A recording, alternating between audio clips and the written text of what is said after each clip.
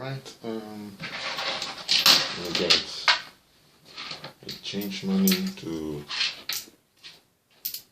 out. Hold on. Well, I've explained this already.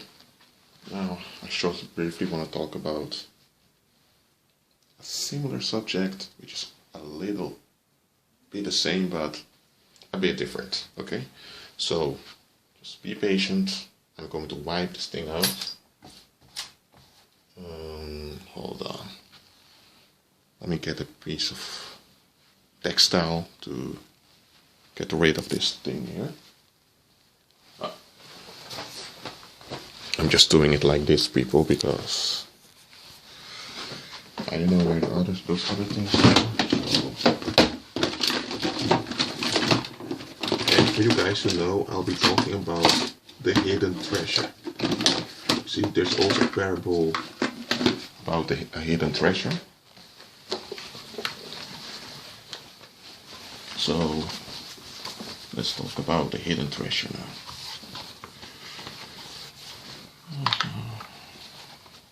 Okay. So here's you can see the whiteboard clearly, I hope. So, okay, so I'll begin. Let's say this is a field.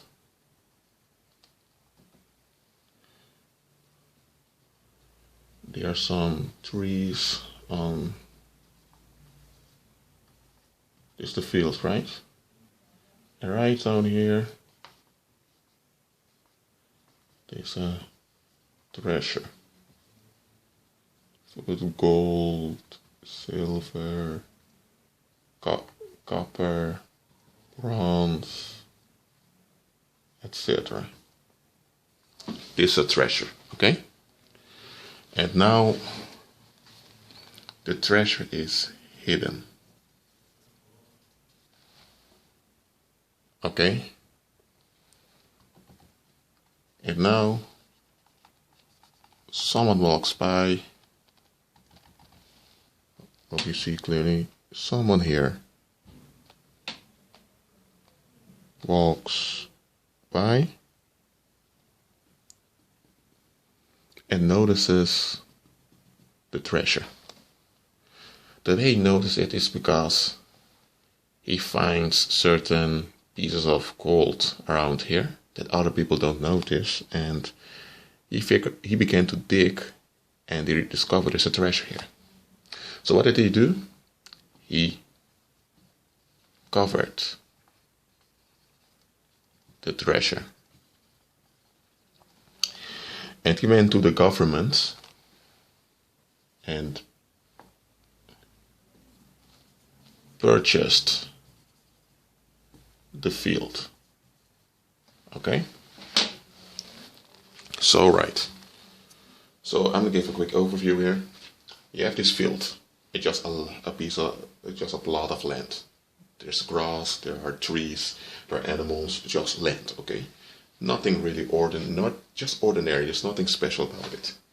However, there's a treasure below.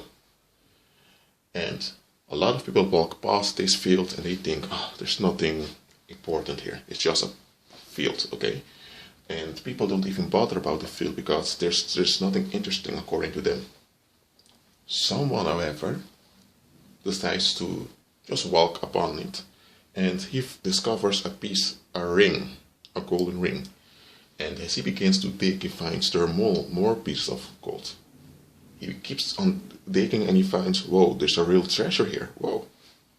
And he decided, I'm not going to tell anyone about this because I'm a poor man myself. And I'm just paraphrasing, I'm just making a parable.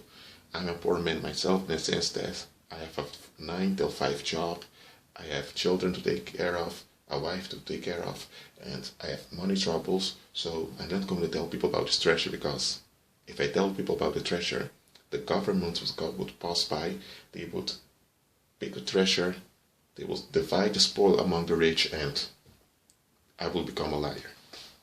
So what I'm going to do is, I'm going to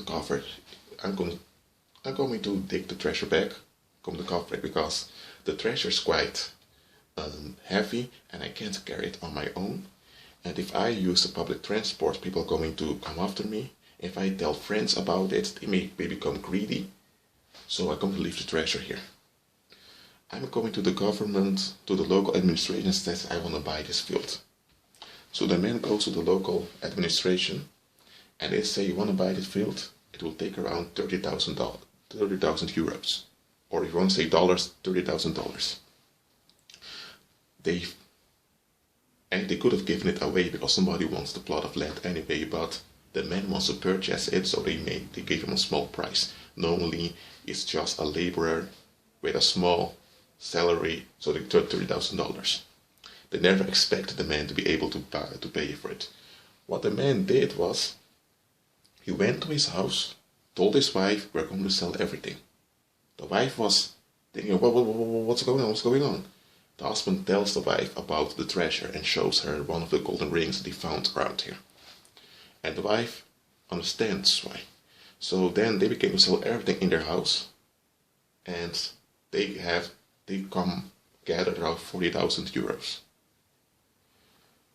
And then they go to the government administration. The people behind the desk are quite amazed that he was capable of paying the money, but he pays it, and the plot of land is registered at the administration. Now people were quite confounded that that man bought that piece of land that's ugly. It's just a piece of land with grass on it, animals are walking upon it, mating upon it, animals are pooing upon it. It stinks so often. Why would you want to buy that stinking plot of land? And the children also didn't understand what was going on.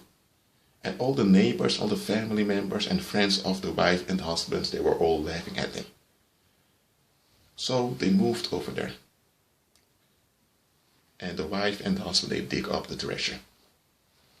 They open the treasure and they find a lot of gold, then objects from during the Roman Empire and the Greek Empire. They find a lot of ancient maps. They discover also maps to other treasures that are around. So, but they never tell anything about it. So they took some of the gold and sold it on the market and some on the black market, because they didn't want to. They didn't want people to notice anything. And when the money that gold, some of the gold in the treasure, a bit of it, the value that they received for it was about 200,000 euros. With 200,000 euros, they've built a small villa on a plot of land, and they've built a hedge around it. Then, from the 50,000 euros that was over, they invested into they've built some small, tiny houses around Europe for their children. The children didn't tell anyone. And from the ancient maps, they've made scans and they send it to each other on their email accounts, and they began to dig all those other treasures that were around. And within 2 years, that family became the leading economic factor in that region. They were offering people jobs. They were basically investing in people with talent so that people can develop their talent. So 2 years earlier, they were just an ordinary, forsaken, let me say, labor family that struggled with payments. You see, now there are millionaires that benefit the community and inspire others. And the thing is, they don't have expensive cars, they don't even have private jets, they're not even boasting around how rich they are. They discovered a treasure that was hidden, and the husband discovered it, and the husband was wise with it, and they became a blessing. You see, this video is about almost 10 minutes now. I took the time in making this video because I want to make something clear to you. God has a treasure on the inside of you. You see, a treasure that's more valuable than gold, silver, and all of those perishable items, you see. But the Most High is hiding you. Why? Because the Most High knows very well that most people are greedy. They don't want anything to do with Him. They just want to benefit. They're basically, they only want to benefit, but they don't want any responsibility. So God will allow people to do you dirty. God will allow things to go wrong in your life. And God may even cause people to leave your life. God may even cause some of the issues in your life. Why? Because God is hiding you. For whom is hiding you? And He will guide the right people to you. I'm not saying those people may be saved. He will bring the right people to you on the right time to unpack the treasure that's inside of you. And those people that come around and unpack the treasure, a lot of them will leave. Some of them may be sinners, some of them may be reprobates, but God is only using them to unpack the treasures in you. And and let me tell you, people, when God is unpacking, when God is hiding you, it may appear as if God is against you. When God is hiding you, it's for your benefit. When God is unpacking the treasure that's inside of you, you will not even notice it.